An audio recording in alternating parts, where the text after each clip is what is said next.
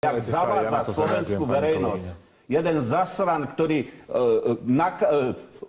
obalamutil daňové úrady pri... keď si doniesol tlačiarenský stroj rozobraný. Áno, na súčiastky. A nie v kuse. Dobre, dovodíme sa, buďte džentlmeni, nebudeme sa už vrácať do minulosti, žalobcu verejného.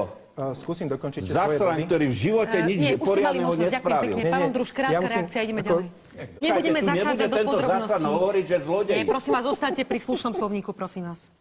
A čo som povedal neslušné? Toto mi ešte povedzte, pani redaktorka. Čo som povedal neslušné? Nechcem sa k tomu vrácať, pán Slotár.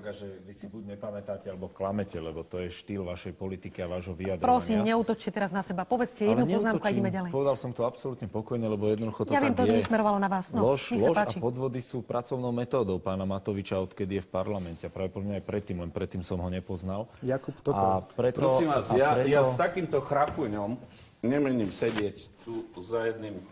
A keď skutočne je to vaše slobodné rozhodnutie, pán dajú takémuto idiotovi a bláznovi, človeku, ktorý patrí na psychiatriu hlas, tak pán Boh nech ochraňuje slovenskú. Prosím, zachovajte slušnosť. No, ale prosím vás, vy sa chodite tak tiež vyšetriť. Čo je slušné a čo je neslušné. Dobre, ďakujem pekne za váš názor. Dobre, krátka reakcia, poďme ďalej.